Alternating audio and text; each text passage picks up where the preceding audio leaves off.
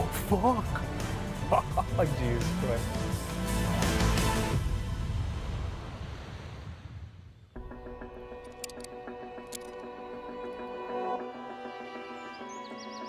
Our ancestors, they came with the horses.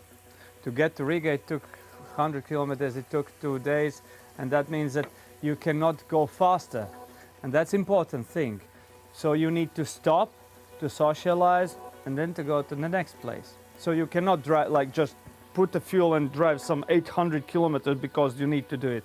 It's unhuman.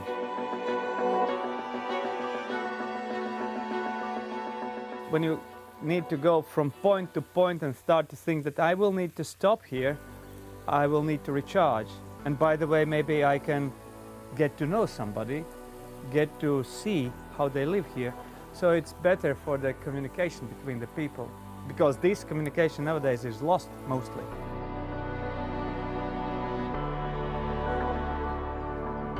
Go to collect some mushrooms.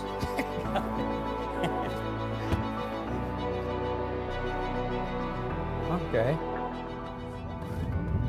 Oh, Jesus Christ. This is airplane. 100. 100 in 2 seconds. That's what we thought about. Yeah.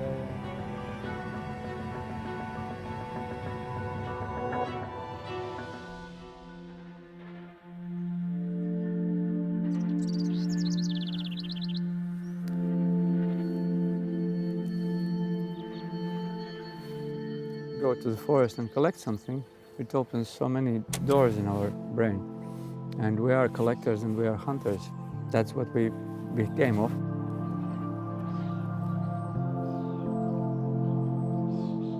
This is a World Cup in mushroom picking. Very beautiful.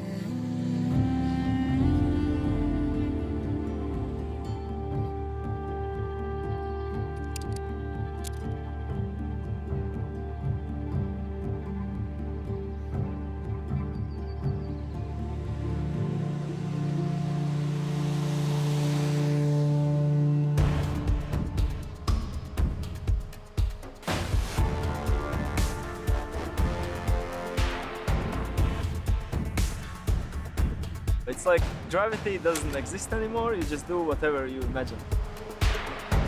Just go and feel the wind and throw your body around, like, yeah. Once you get the feeling of it, how the wind works and how it affects your body, you can just use it unlimited. We had a couple movies. The first one, which was a couple years ago, was with Tom Cruise, Mission Impossible. Tom was actually doubling Hollywood stars.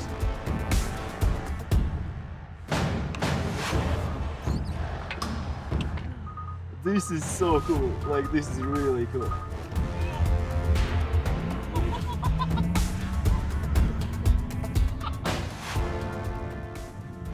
Like the brakes is so enjoyable, really. Like I could only like drive like this to Riga, like, you know, just accelerating and braking.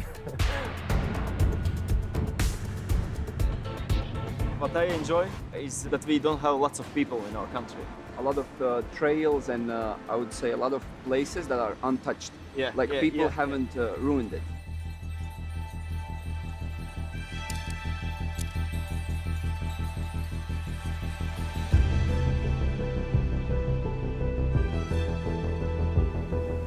We traveled with a car and we stopped and we saw these ruins. It was ruins in that time.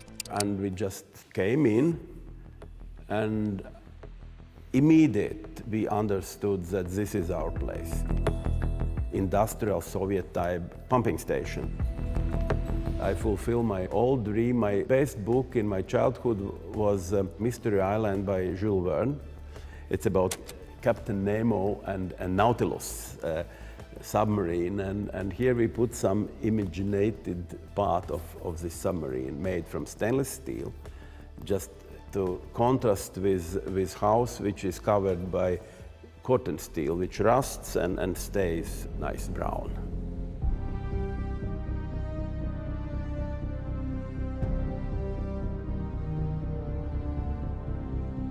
Loft living, it is the way of the way of living. And nowadays, people, really creative people, try to live in these unusual conditions.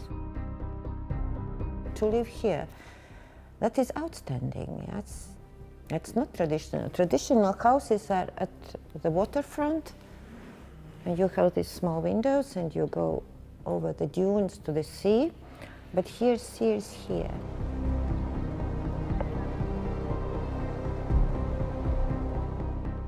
I want to die here, I said already.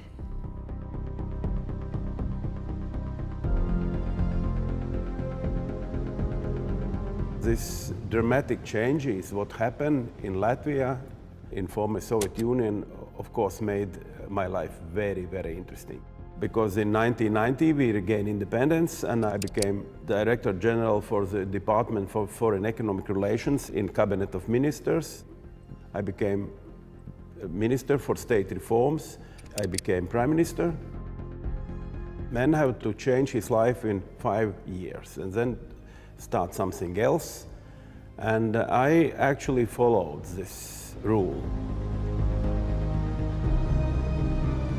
Latvians are quite calm and we like guests. Not maybe so much as Georgians, but still welcoming. The Latvian landscape and wood, to go into to see the sea, to go into wood, to look at the sky. And our color is gray. 1,000 shades of gray. Sorry.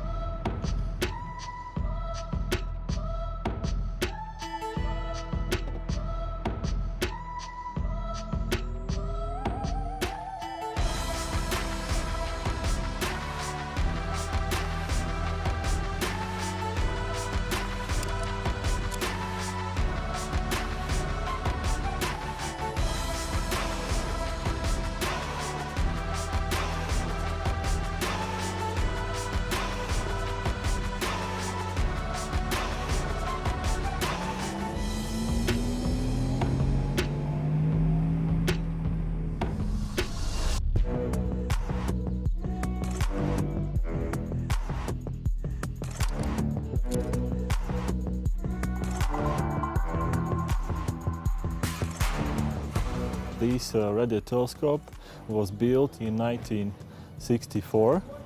It was built for Soviet Union Army purposes, mostly for observations for another military object and also for space observations.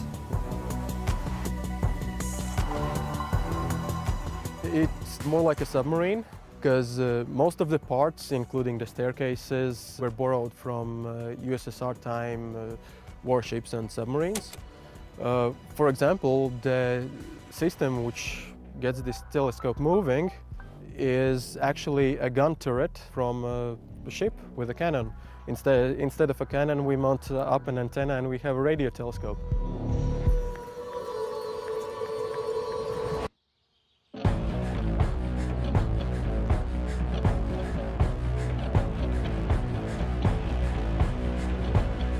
This astronomy research is actually more of a global thing. An international team linking these telescope sites in network can do this kind of research. It maybe doesn't solve anything in particular for people right here in country, but it definitely helps for Latvia to integrate in global research teams.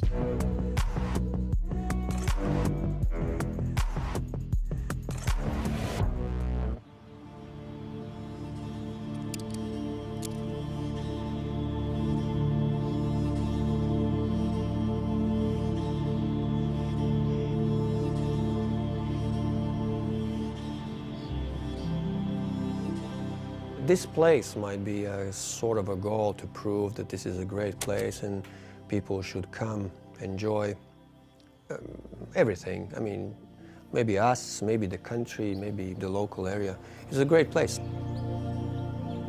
This place was in some ways built on a goodwill. You can come here and you can drink a tea, honey, and bread in winter.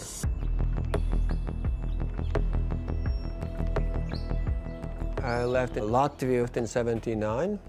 I was 17 years old. I was getting into trouble with my thinking. I was kind of radical, so I was running into problems and troubles with the local authorities, basically communist.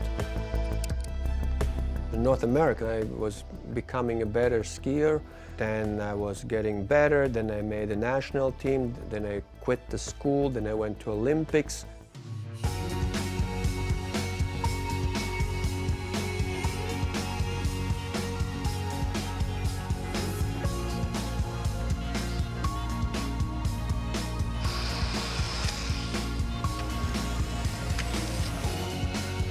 Came from Latvia about 10 years ago. What was it like getting out of that country? Freedom. He showed up at a race and we're like, who is this crazy Latvian? He was one of the young ones coming up that we older ones had to watch because he was doing really well. I was starting to feel really strange and I passed out in the street. And then it turned out that my Olympics were over. We have our own flag now. We have our own anthem. Sometimes in your life, there are just these things. It's like a puzzle, you know. It comes together, and maybe you work for it. Maybe you challenge it. I don't know. But these are the times in your life, and when these things come together, you just do it. Everybody goes across the continent, so we decided to go the other way, from north to south. You see the country and you meet people, you meet rednecks, you meet cowboys on the way, all kinds of people. I'm very proud of my country, of course. I do not agree with a lot of things, and I just explained why. I think we could be smarter. Latvians were hard-working people. Some damage was done by Soviet Union, and now the modern times, that also. Take me to the next level. Wow. Hey, it's clean. I'm not used to sitting in the clean cars.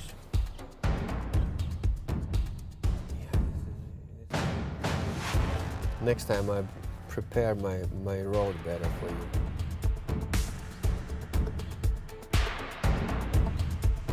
You ready? Yeah. Holy shit. Yeah, this is fast. It's unbelievable.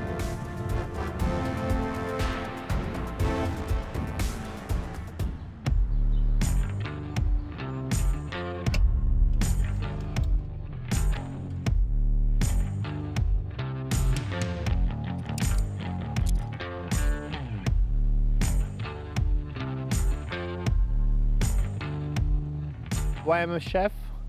I love food. I like to cook very much.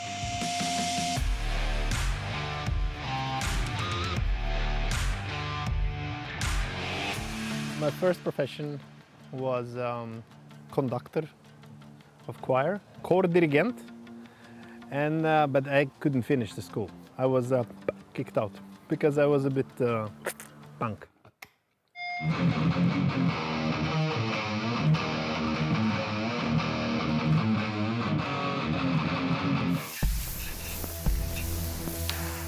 In culinary, you read the recipes and books, and if you play music, you read the notes.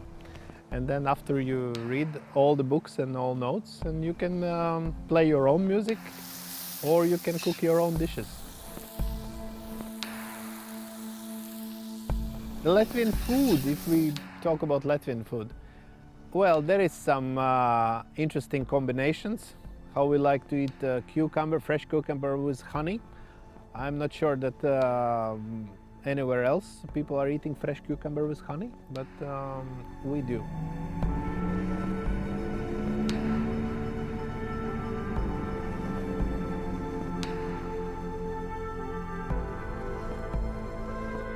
We were under so many different kings through the centuries.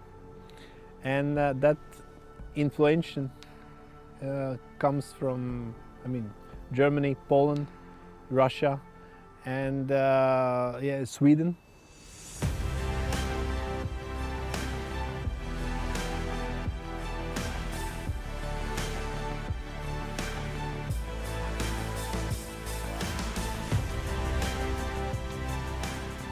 This is still a land of big opportunity. It is kind of like, you know, wild, wild west where you go and you can build things from scratch. But it's changing quickly. We still have a lot of Soviet mentality, so it's not really that simple. But if you kind of understand how things work, it still is, I think, by big part, a land of big opportunity. We have absolutely beautiful nature. We have a lot of empty spaces because on this land we live only less than 2 million people. It's 64,000 square kilometers. It's 3 times bigger as Belgium, let's say.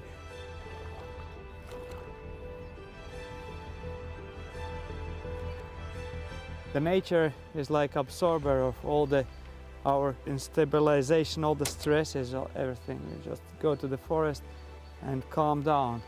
And once you enter the nature, you just go out back in another shape, renewed.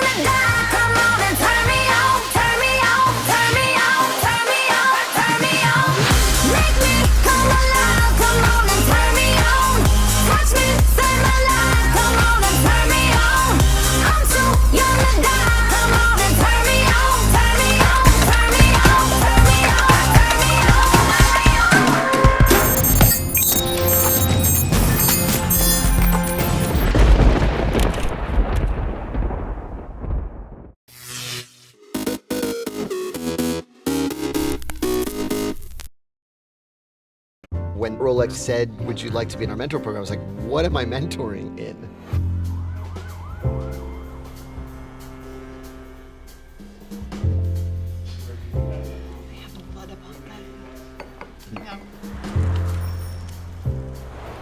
I recognize the importance of mentors in my own life.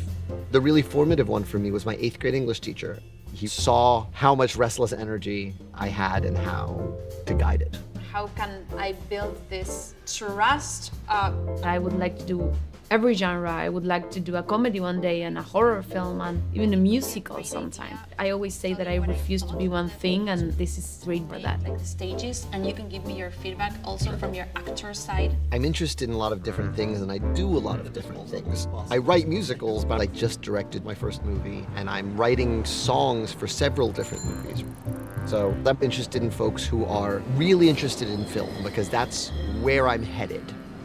One of the things that was so exciting about Agustina was she makes everything art. She manages to see a poetry in the everyday.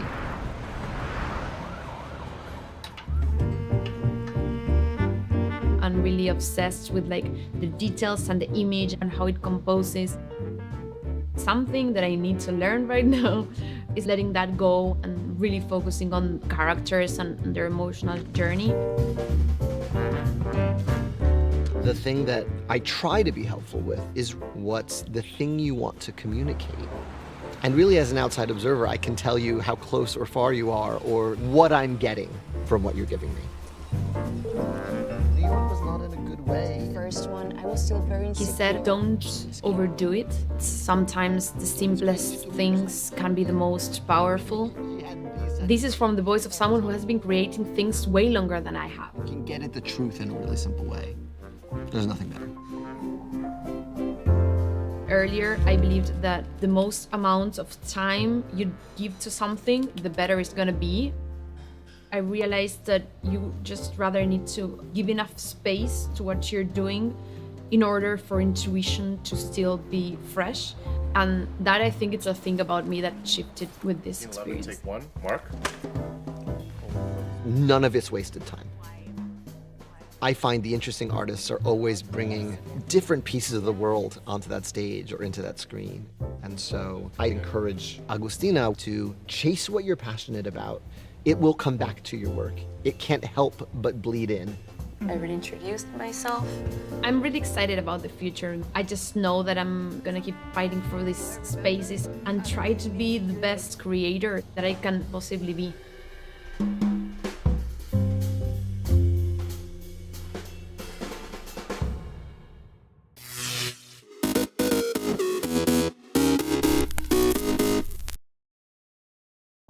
Absence and distance reveal which memories are those to cherish.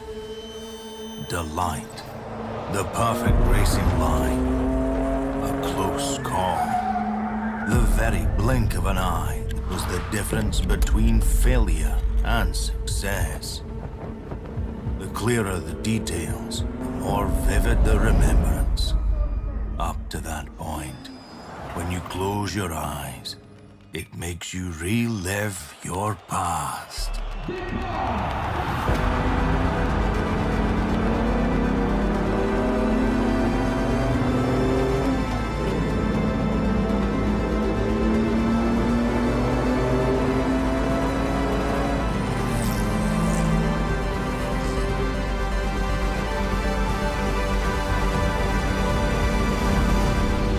We strive to create future memories.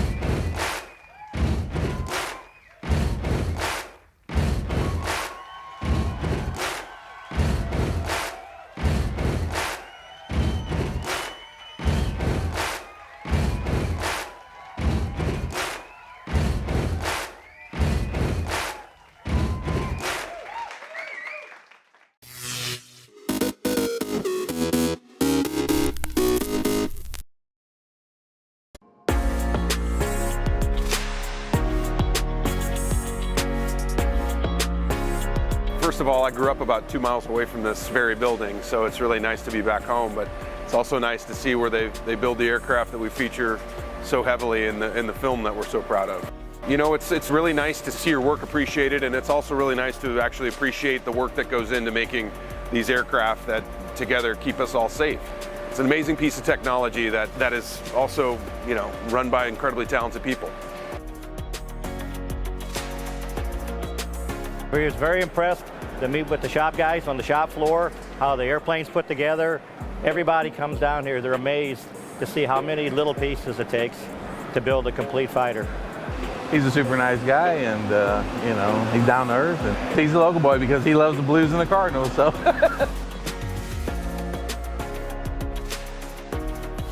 It's just it's incredibly emotional for me to be here with people from my hometown and showing this thing that we're all so proud of, and that so many people that work for Boeing made happen. I mean, that's another big part of it. I hope you have as much fun watching it as we did making it. Thanks for having me, you guys.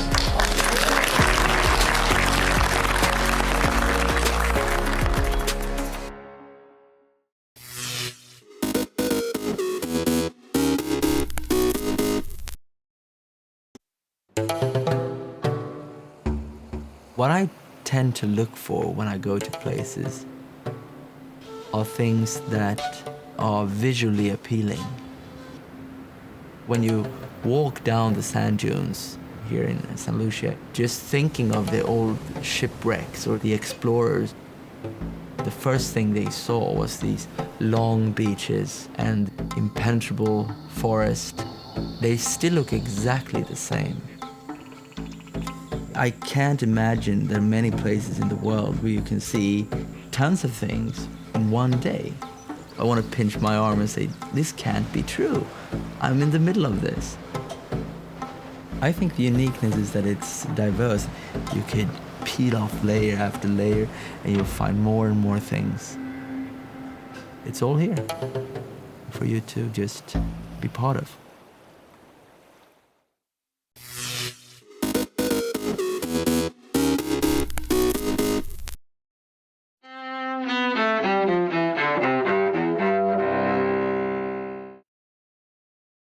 January 13th, 1978. Fellow that doesn't have any tears doesn't have any heart.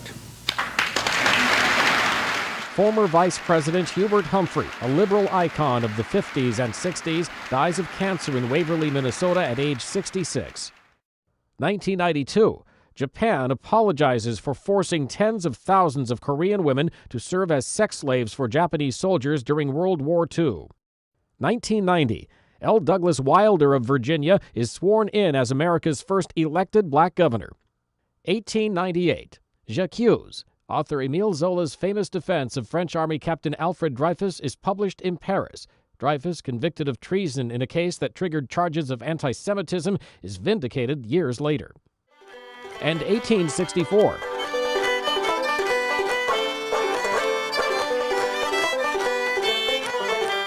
Composer Stephen Foster, whose songs include Camptown Races and My Old Kentucky Home, dies in New York. Today in history, January 13th, Mike Gracia, The Associated Press.